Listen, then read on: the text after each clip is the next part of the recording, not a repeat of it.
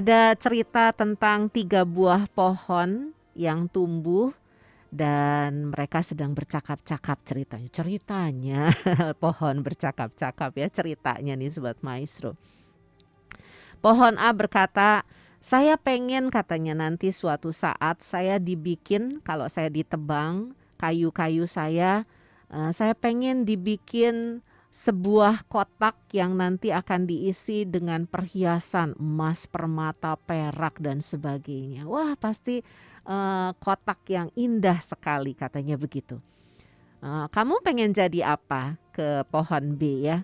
Pohon B bilang, saya pengen dibikin jadi kapal besar yang bisa berlayar ke ujung dunia dan mengangkut para pembesar, raja-raja dan orang-orang ternama katanya begitu. Wah keren dia bilang. Kamu mau jadi apa?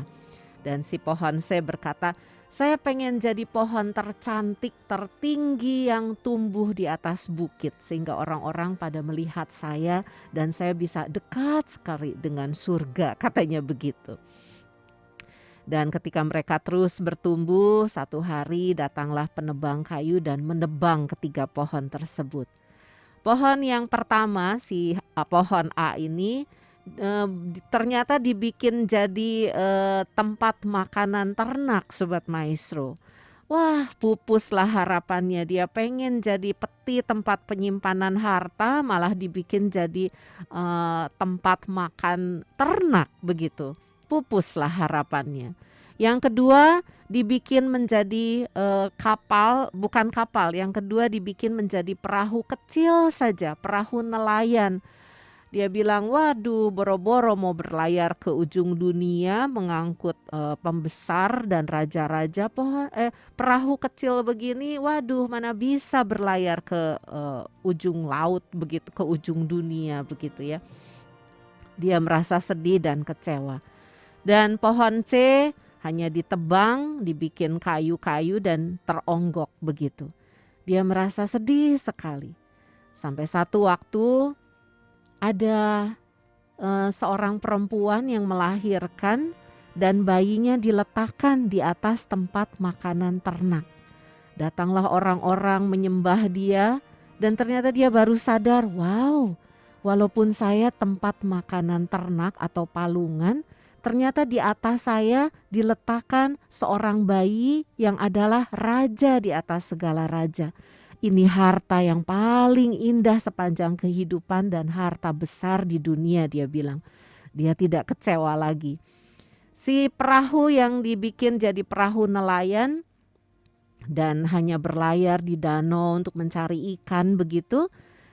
Satu hari dinaiki oleh banyak orang begitu. Dan ketika topan badai melanda perahu itu yang sedang berlayar di danau, satu orang berdiri dan menghardik topan badai itu, diam katanya. Dan topan badai itu tenang. Dia pikir ini orang siapa ya? Ternyata Tuhan di atas segala Tuhan, Raja di atas segala Raja. Dia tidak sedih lagi, gak apa-apa walaupun saya perahu kecil, perahu nelayan, tapi saya ternyata sudah mengangkut Raja di atas segala Raja. Dan yang terakhir, si kayu dari pohon C ini satu hari digeser, diseret-seret, dipanggul oleh seorang yang berdarah-darah, penuh luka, penuh darah dan kepalanya dimahkotai duri.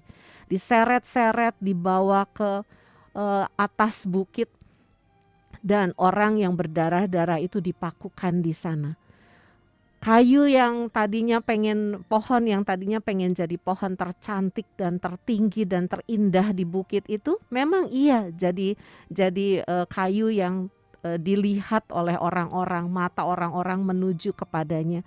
Tapi dia bukan menjadi pohon tercantik, dia kayu kasar dan orang yang tadinya menggeser-geser dia, orang yang berdarah-darah itu dipakukan di sana. Dan ternyata wow, dia si orang itu adalah juru selamat dunia, penebus dunia katanya begitu. Wow, aku begitu dekat dengan surga karena orang yang dipakukan itu adalah juru selamat dunia.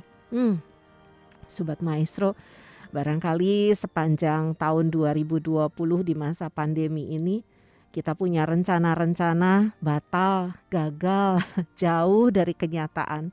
Target yang ingin kita capai juga tidak tercapai, barangkali doa dan harapan dan impian mungkin juga masih jauh. Kita yang sudah menanti lama dan berharap tahun ini bakal digenapi dan terwujud juga mungkin gigit jari karena belum kesampaian. Kalau mungkin rencana-rencana kita batal, gagal, bukan berarti seluruh kehidupan kita akan hancur lebur. Rencana Tuhan tetap ada.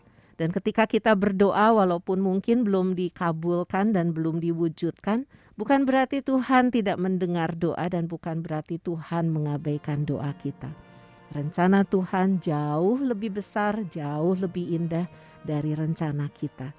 Ketika keadaan tidak seperti yang kita inginkan, ketika doa belum juga dijawab, ketika rencana dan harapan belum juga terwujud, tetap ketahuilah dan sadarlah bahwa Tuhan memiliki rencana untukmu yang jauh lebih besar.